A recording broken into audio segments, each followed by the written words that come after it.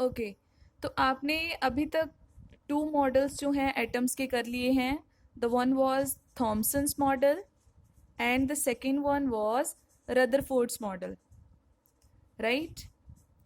अब previous classes में आपने ऑलरेडी कर रखा है कि इसके बाद में जो मॉडल है वो बोहर का आएगा. It is Bohr's model.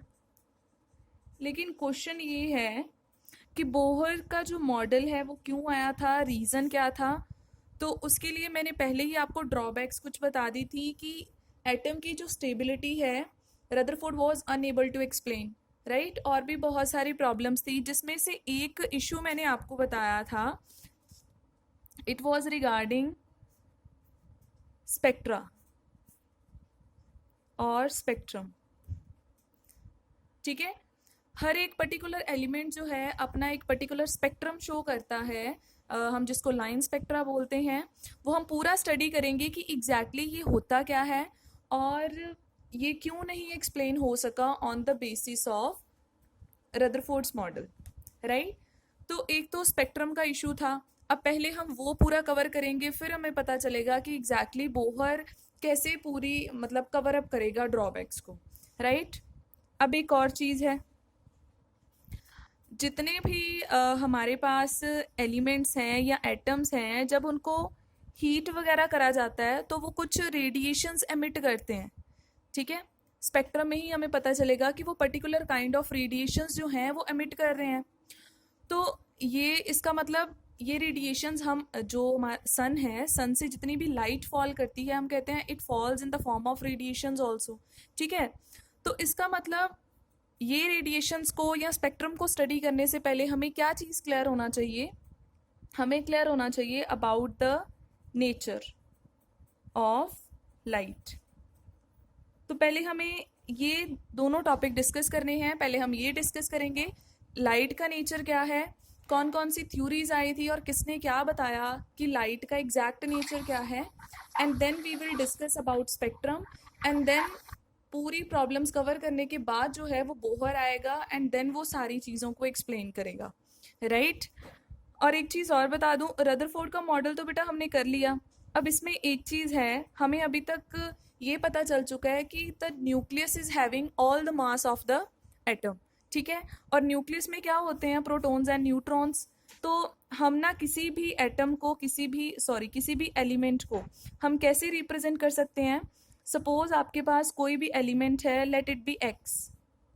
ठीक है. ये आपके पास एलिमेंट है, हम यहाँ पे लिखते हैं z और यहाँ पे लिखते हैं a. ठीक है. तो ये मैं एक हम लोग कैसे शो करते हैं इन सब चीज़ों से पहले डिस्कस कर रही हूँ.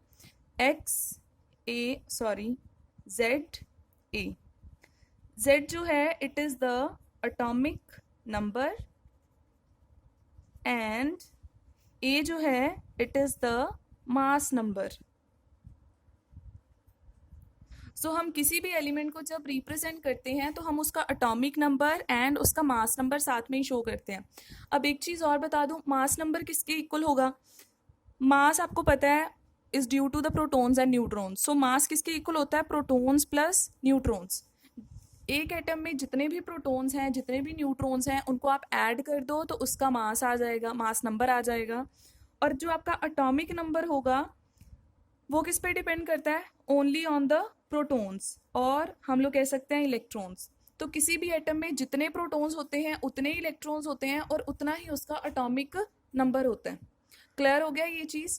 और एक चीज़ ये है, जब भी आपने न्यूट्रॉन निकालने हैं तो आप ए में से जेड को माइनस कर सकते हो, मास में से एटॉमिक नंबर को, तो आपके पास क्या आ जाएगा, नंबर ऑफ न्यूट्रॉन्स आ जाएंगे. अच्छा एक चीज़ है, किसी का भी मास नंबर और एटॉमिक मास इन दोनों में क्या डिफरेंस है. तो मास नंबर जो होगा ना वो आपका हमेशा होल नंबर में होगा, लाइक 10, 20, 30, 40. लेकिन आपका जो एग्जैक्टली एटॉमिक मास होता है किसी भी एलिमेंट का, वो आपका इवन लिटिल बिट फ्रैक्शंस में भी आ रखा होता है. ठीक है.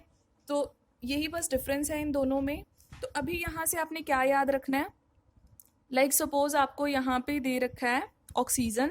एग्जाम्पल ले रही हूँ मैं यहाँ पे.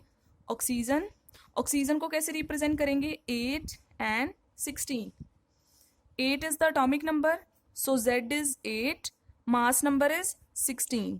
तो अब अगर आपको पूछा जाए how many electrons protons and neutron does oxygen have, तो आप क्या लिखोगे? इलेक्ट्रॉन्स कितने हैं? जितना उसका एटॉमिक नंबर है 8। प्रोटॉन्स कितने होंगे?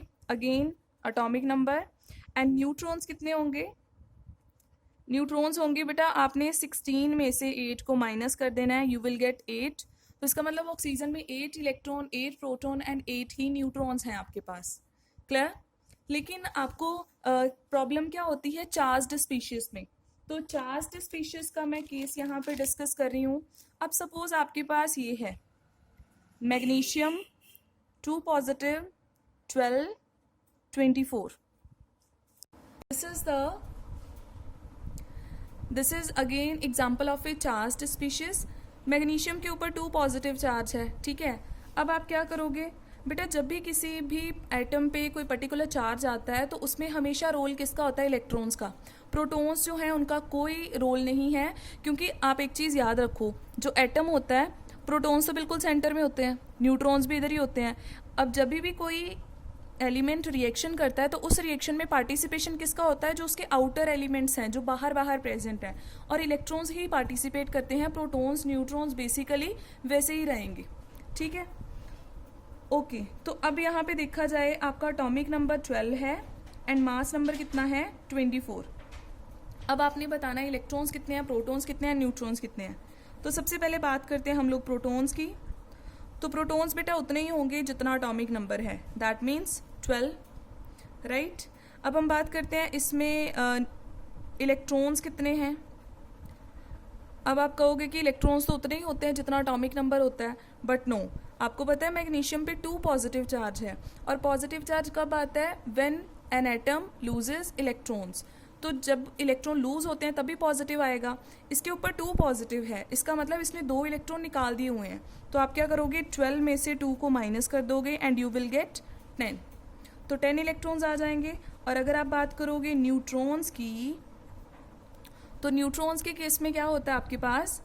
वो तो सिंपल ही है, 24 माइनस 12 कर दोगे मास में से एटॉमिक नंबर को एंड यू विल गेट 12।